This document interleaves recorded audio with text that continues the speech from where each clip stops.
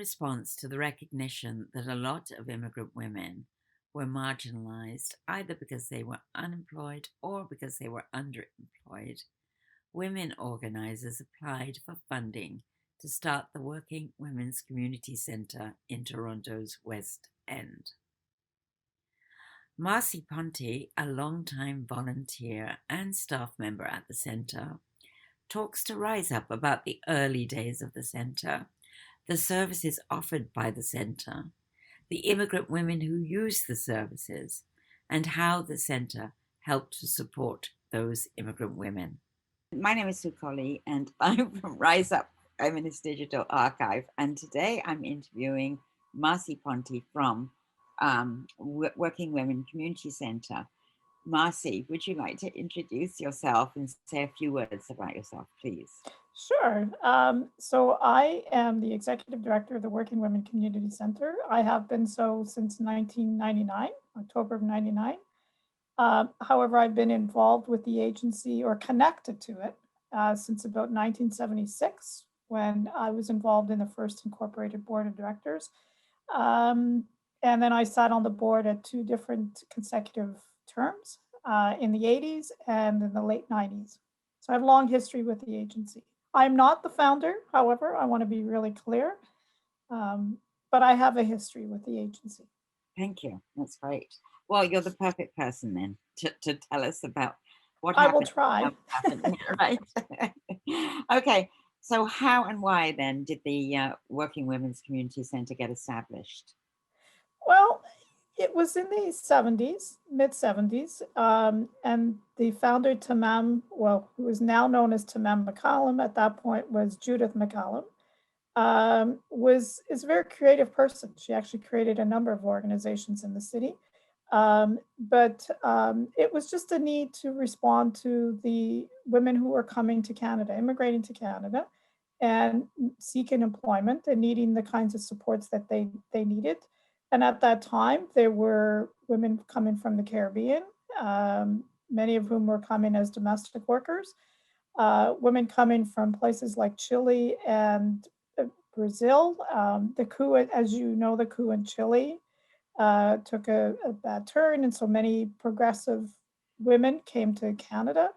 And then women from Portugal, many of whom were coming from the Azores, following the coup in that country. And women like my mother, although we came in 63, came to join my father, who'd been here living for a couple of years. So those were the three principal communities that the center was originally conceived to support. Right. And was your mother from Portugal too? Yes, my family's from the Azores. No, right. Yeah. I'd love to go, actually. Yeah, well, you should. It's a beautiful country. Yeah, I know.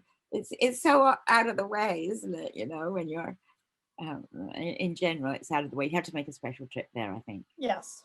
Yeah. Yes. Okay. So, but what made you think about a centre? How did that kind of how did that transpire? Sorry, what was the question? Why a centre? Why a centre? Yeah, because that's that I think you've just explained that actually. That's how you saw you could serve people. You thought they'd come to the centre. And, well, I was working at St. Stephen's Community House. I was all of 17 years old. And the center was created in 74, conceived in 74, established in 75, incorporated in 76, 77. And it was really timing. Tamam, Judith was a very creative person who was able to really find the niche of what was needed in communities and to service immigrant women. And employment was a big deal. Everyone was coming in looking for work, and so that was a really important time in the city of Toronto, especially downtown Toronto. Yeah. So what kinds of services and programs did the center operate? Initially, it was employment support. So the original name of the center was Women's Community Employment Center. Right. And it was originally to help women find jobs, do interviews. I mean, resumes weren't a big deal at that time, but really it was connecting women to employers and where the jobs were. It was really the crux of what the center was created for in those days. And did you have a lot of luck finding employers to come to you? Um, well, I wasn't working at the center at the time, but I think because the center was one of the few, probably other than times change at Yeah. the time, the Women's Community Employment Center was the only place for immigrant women to go. So yes, if employers were looking for domestic workers, then it was the place to go. Absolutely. And at the time, because the center was located at St. Stephen's in the Field Church at Bellevue and College, it was very close to Spadina Avenue, which was at that time the garment alley, right? A lot of garment factories. And so a lot of women ended up working in those factories. And then you got the idea, or somebody got the idea for the Modistas Unidas Sewing Center. Yeah. So sure. Well, that I was on the board from 1980 to about 84 again. And in those years, the center decided to create a collective called Modistas Unidas, which was a collective of all Portuguese women at the time, which explains the name, to establish a collective of women who could uh, create garments for sale, sort of a way to generate some income. At the time, we had, and the names escape me, I'm sorry, a young designer who worked with the collective, and we had a coordinator who was out looking for buyers. And so it became a bit of a business for the women to generate some income. And following that, long after that, the Women into Electronics was created. And again, I just have to ask you about the Modistas. Sure. Was the designer Linda Moffat? Linda Moffat was the coordinator. Oh, she was the coordinator. Oh, right. Okay. She was the coordinator. The designer's name escapes me. She was a very young woman. She went on to become, do her own thing. But no, Linda Moffat was the coordinator. Yeah, we lost track of Linda many years ago when she left, and then Modistas sort of went folded, and yeah. But she was wonderful. She was able to take the group from being just a group of women, into something really special, where women could actually generate income. She was really quite ingenious that way. That's great. So why did it fold, then? I think part of it was just funding. We had a bit of money for a grant money, but also it was when Linda left, and there was nothing to keep it going, no one to keep it moving. It just folded out. But the interesting thing is, I live at Dufferin and Bloor, and there are two. There's one of the women pre-COVID lives in the same neighborhood, and I'd forgotten about her. And she would walk by the Working Women's Center, which is like Gladstone and Bloor, and she would always say hello. And it just like she was one of the original modistas. And then at No Frills at Dufferin Mall, where I used to shop, I shop local now during COVID. I was standing in the cashier line, and this woman tapped me on the shoulder and said, "You don't remember me?" And I said, "No, I don't." And she said, "Well, I was one of the modistas." And so, it's been a long time, but people still have memories of, because it was such a unique experience for the women. Period that I was on the board, and then I continued on. The center coordinated, again, very ahead of its time, women into a program called Women into Electronics, Immigrant Women into Electronics. And it was done in partnership with Humber College. And again, it was recruiting immigrant women to try a new career. And I was working in the labor movement at that point, and I was brought in to speak to the women a couple times about their employment rights. But it was one of those things where, Working Women was a center ahead of its time in being creative and ingenious about the kinds of programs that women needed, and really it impacted women's lives. Well, that was the whole point. It was to provide training so that they could move on to good paying jobs. Because a lot of the women, at least the Portuguese women that I was connected to, were domestic workers. They were cleaners. Right? And so this was an opportunity to give them a leg up in something totally different that paid better and provided benefits. Right. Not much different than what we're doing today. And then what role did Humber College play? They provided instruction. They had an electronics program, and they provided instruction and the classroom space for the program. Yeah. Oh, good. Okay. All right. And so, and why was this mainly Portuguese women? Weren't there other, like some of the In the electronics program, yeah. it was a mix. It was a mix of women, very diverse. It wasn't, the Modistas was just for Portuguese women, but the electronics program was any immigrant women interested. And were you seeing changes in immigration patterns by the 80s? Oh yes, absolutely. For 20 years, the center was primarily Portuguese and Spanish serving, because the women from the Caribbean went off and created their own organization with the support of the center.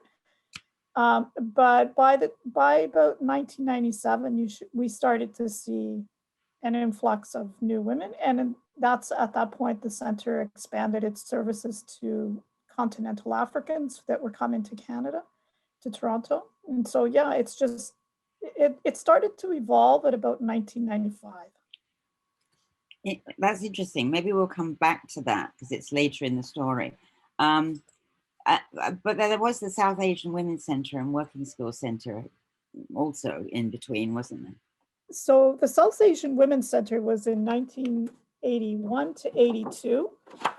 A group of women came along and wanted to create a center similar to Working Women for South Asian women, but had no place to go. And so Working Women housed them at our Gladstone site and provided mentorship, organizational mentorship for the center. And then it eventually in about 83, 84, they again, like the women from the Caribbean, went off and established their own organization. Does the South Asian Women's Centre still exist? Oh yes, yes, yeah. Yes. They're not far from us. They're just at Lansdowne, just south of DuPont. Oh, okay. But yes, they've been around since they're still in existence. The Working Skills Center was created through Working Women in about 1978, 79. And it was a skills training based program where women were training to work in the post office, be mail sorters. And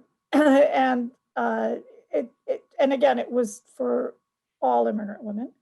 The center then went off and in about 1980, 81, went off and as its own established organization with the support of Working Women. That's great. Yeah. That's amazing, actually. So how were you funded for all these programs and the existence of the center? Well, there was funding through skills development. The original funding for the creation of the center was from a thing called LIP, a LIP program. LIP funding program, you probably remember that.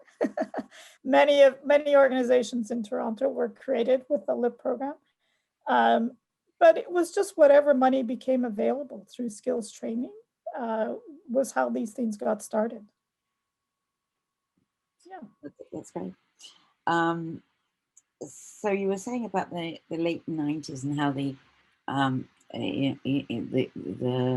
base of the Working Women's Centre had changed, and did you have to change your program and orientation because of that, or was it similar? You did similar kinds of things.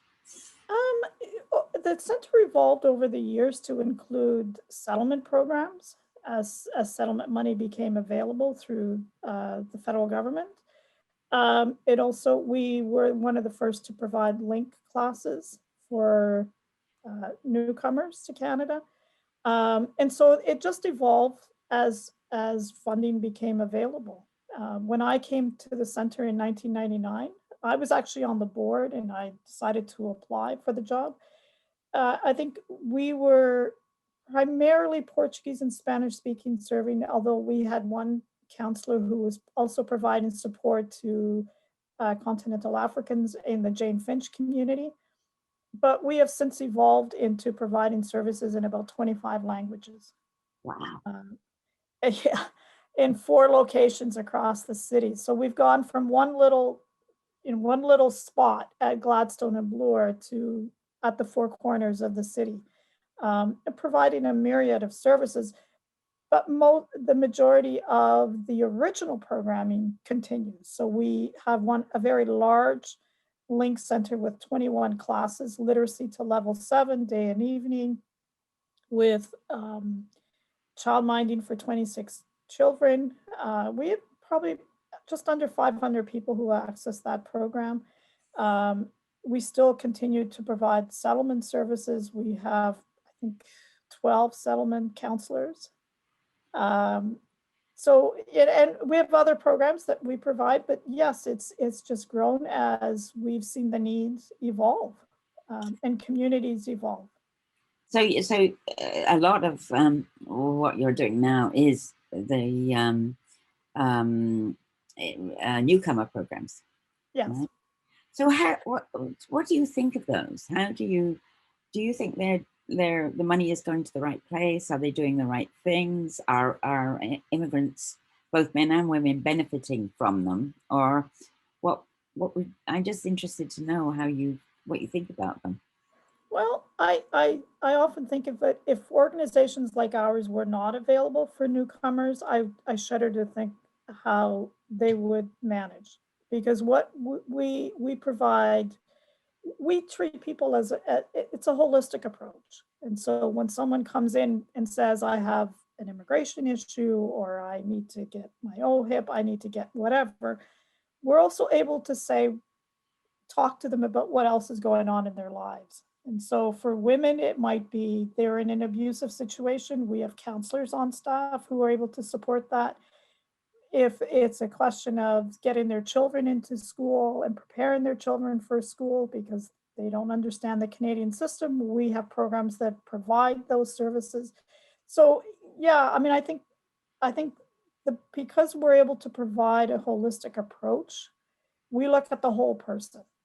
And there are a lot of people who struggle through the system, trying to establish themselves in a new country, especially if they've come from war-torn countries. It's really difficult. Or if they've come for political reasons, they've walked away from all of their lives, their homes. We have foreign trained. But 2 years ago, 3 years ago, I had 5 doctors working for me. These are people who don't imagine themselves ever working as doctors again. I have 2 actually who are still working for me as settlement counselors. So organizations like ours provide that support, emotional, as well as helping to manage whatever struggles they're going through.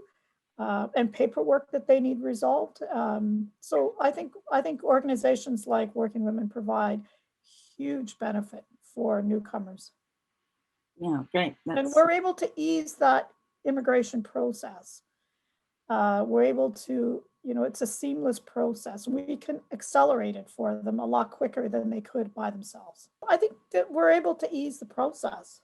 If you come from a war-torn country, you're coming with a lot of that anxiety, right?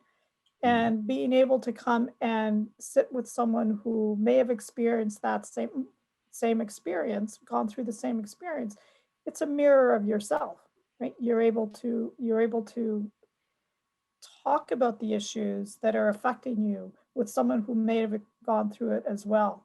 But we also do things, we embrace the arts, for example. About 10, maybe 15 years ago, we embraced the arts as a vehicle for helping newcomers deal with their issues as newcomers. And it really does have impact, because it's not always, people don't always want to come and just sit with someone and have one person hear them. But the power of sitting in a room with other people who have gone through the same experience, who can share that experience while they're doing some artwork, while they're experiencing, developing and creating something, but they're sharing their experiences, sometimes is far more valuable than sitting with a counselor one-to-one. Yeah. And so we embrace a lot of that kind of work. Yeah. And it's really, really interesting that, that in a way, these skills and understanding and knowledge you have come from the fact that you started so early and, and work with women particularly, but also that you've got so much experience and ideas under your belt that you're able to bring that to fruition in a period like this. It's amazing, actually. Yeah, well, I was trained by some of the best. I don't know if you remember Sydney Pratt. Oh yeah. Mary Ellen You did an Nettle. interview with her, didn't you? Yeah. And Brenda Duncombe. They were three women who, for years, well, Sydney is the only one still alive, I'm still very close to, lives in Recife, Brazil. But they really taught me the value of this work, that it's not about us. It's not about me doing the work. It's about how it impacts people's lives. And so it behooves us to be creative about how we do that. When I think about the arts program, when we started, it was a fluke. We applied for a grant at Toronto Arts Council, and we got a resident artist in residency. And we sent her up to the Link Center. She had a group of newcomers, when they come to the Link Center, they're in Canada generally less than a year, right? And we set up a painting class. And by the time it was finished, we had this young guy, Iranian guy, come to us and say, I came to Canada. I didn't think I'd ever be able to paint again. He was an artist back in Iran, and he thought he'd never be able to do this again. He was at loss as to what he could do with himself. And when the program finished, he said, can I run a program? So we said, sure. So we went, simple things. We went to the dollar store, got him some canvases, got him some paint. He ran the program. He did a fabulous job. And then went on and got hired to paint murals in high-end restaurants in the city of Toronto. Like, sometimes it's just a little thing. We think it's oh, it's cute, and it's, but the impact of some of these ideas are huge in someone's life, or can be huge in someone's life. Well, and he was a perfect example. Okay. So tell us a bit about advocacy and what Working Women Community Centre, what role did you play in advocacy during that period? Funnily enough, the one advocacy piece that I remember really clearly was in the early 80s. I was actually the coordinator of women working with immigrant women at the time. And it was with the International Women's Day Committee. We had to fight to have a place in the march.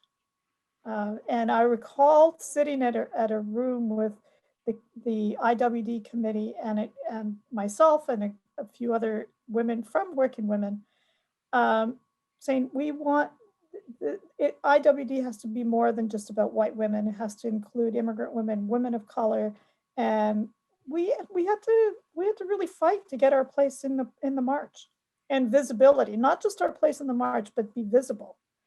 And that was actually my first act of advocacy within the sector. It was scary. It was frightening because I was quite young. I think I was all of 19, 20.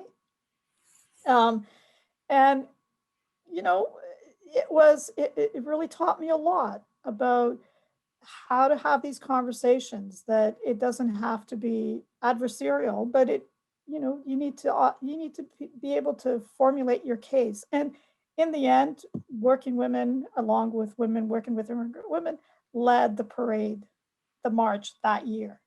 That's right. So And this was, that was really important. That was really significant for the immigrant women's sector in the 80s. It was really significant because we were no longer just those people over there and those women working with, immigrants. We were part of the movement. right. And this was 81, I think, Yes. actually. And after that, didn't the immigrant women working with immigrant women take over the leadership of IWDC? Yes. Yes, we did. Any other kinds of advocacy that you remember over the years? Oh, I'm sure there is, but you know what? My 64-year-old mind is it's dwindling. Yeah. Yeah. Were there sorts of issues? I know that at some point the family allowance issue was a big one for immigrant women, wasn't it? No. Or maybe that was before your I time. think that was before my time. Yeah, There was also wages for housework was Yeah. a big issue. That was again before my time. Yeah, yeah. We interviewed Judy Ramirez about wages for housework. Okay, yeah. The thing I was looking through lists of women who've been in the sector, and there aren't very many from that generation who are still active and working in the sector. So it's interesting to go back and have these conversations. Yeah, it's really important. Actually, it's very valuable. Absolutely. Yeah, yeah. Absolutely. And I was 5 to 10 years younger than most of them. So, but a lot of those women were the real fighters for the sector. Yeah. Well, wasn't Judith McCallum also involved in establishing the alternative primary school? She was involved in establishing the Montrose Children's Drop-In Center. Mm-hmm. And yes, she was involved in that as well. She created the Turtle House program, which has since dissolved. We've taken over the family program, but she was a very creative person, always on the cutting edge of what communities needed. The other thing that is really interesting is Working Women Community Center was one of the first agencies to become unionized in the sector. And I was on the board, as I said, from the 1980 to 83. And on the board were people, fabulous women like Barb Jackman, who I'm sure you remember. Diane Abraham was on the board, Arlene Moskovich, and we'd heard rumblings amongst the staff about, there was just some rumblings about how work was happening. And so we, as the board, which is so, when I tell this story now in the sector, I get laughed at. It was the board who invited Barb Linz. I don't know if you remember Barb Linz from OPSU, who I'm still very connected to, invited Barb to come to a meeting to talk to the board of directors to tell us what's the advantage of having a union.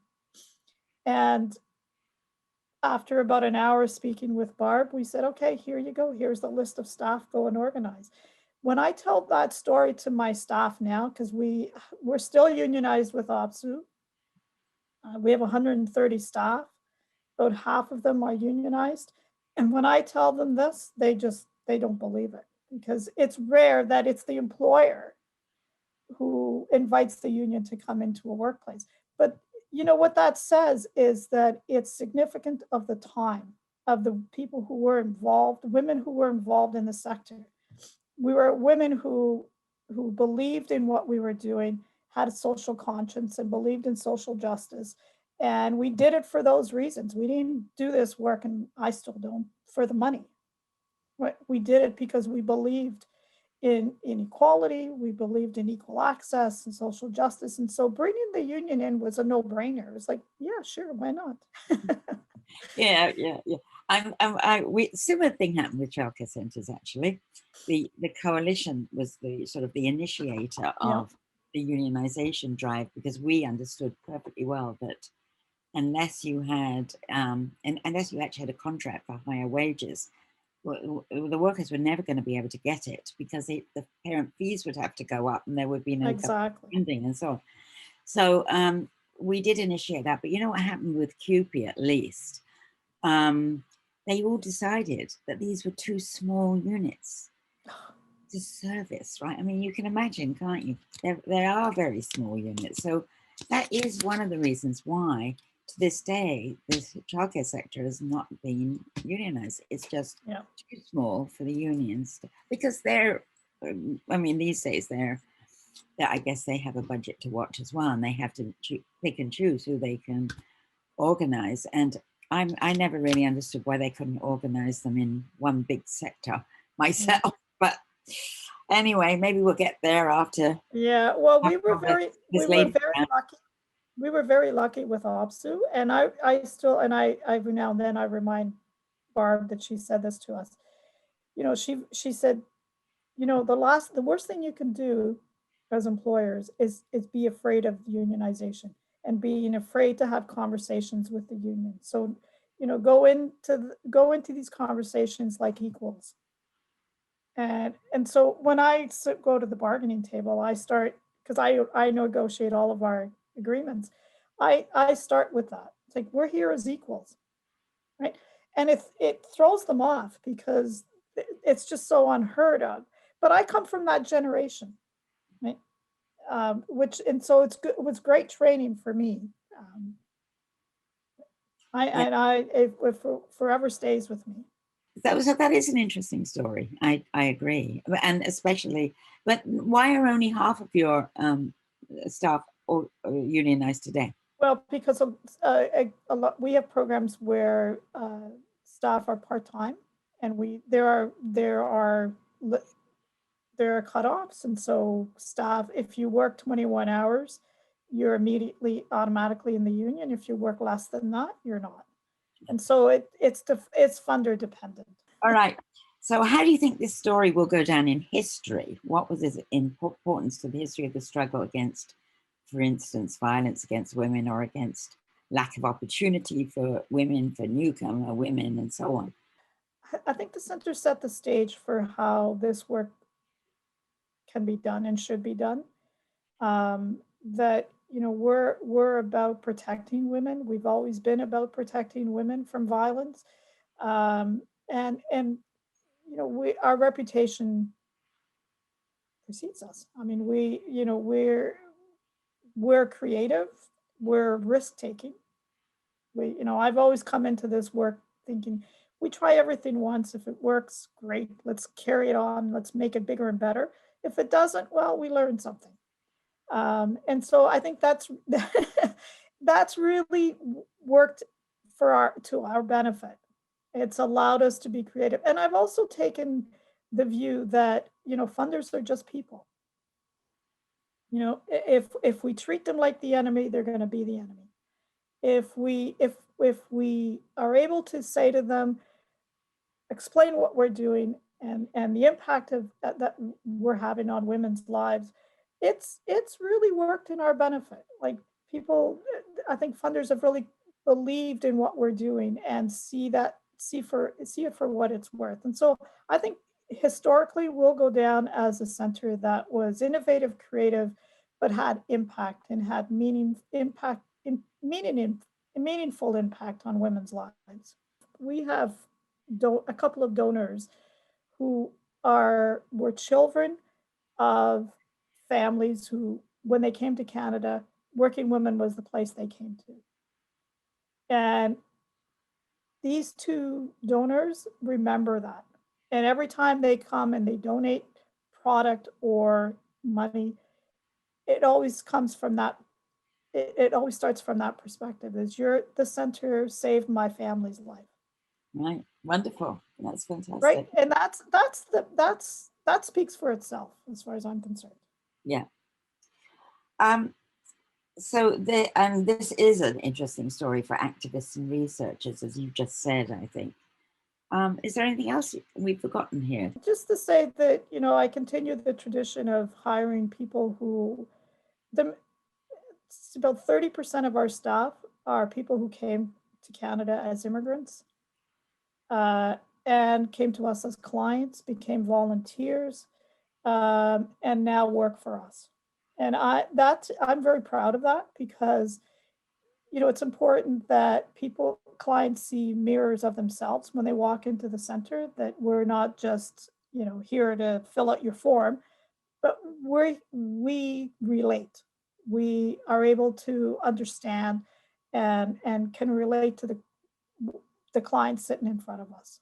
That's very fantastic. That's actually really an important point, isn't it? And it's wonderful that you've been able to do that Yeah.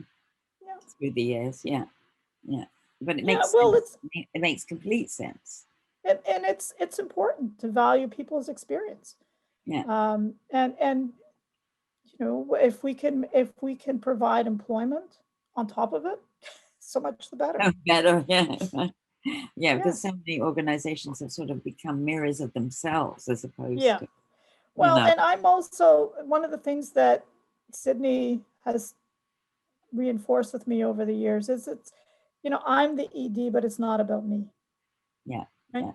Yeah. What's important is that the organization that I work to establish the organization so that it carries on, right? And that carrying on has to be with people who understand what it's like to come here and what it's like to immigrate and have to find employment and have to go through that whole settlement process.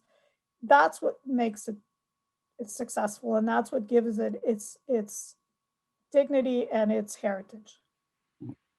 Great. I'm going to ask you one more question I just thought of, because I remember reading in this booklet about one woman's statement about how much more funding you got under the NDP government back in 1990. And I was just trying to, I mean, maybe you can tell us about that, but also, do you think your existence is ever threatened by government, or that you feel not so much threatened, but your survival and good being able to carry on, etc., is very influenced by government, given that's who funds you? So far, not so much. I mean, we've been very successful in, as I said, developing those relationships and maintaining good relationships with funders. We don't treat them like the enemy. We treat them like partners, and that's worked to our benefit. The funding during the NDP government, I think a lot of us got funding under the NDP government. And the fear was when the NDP government lost, we went through those horrible years of what's going to happen next, but we survived it. I mean, I think it speaks to the resiliency of the sector. We are a resilient organization that has been able to weather political storms, if you will. Yeah, that's fantastic. Thank you. Great. You're welcome. Thank you very much.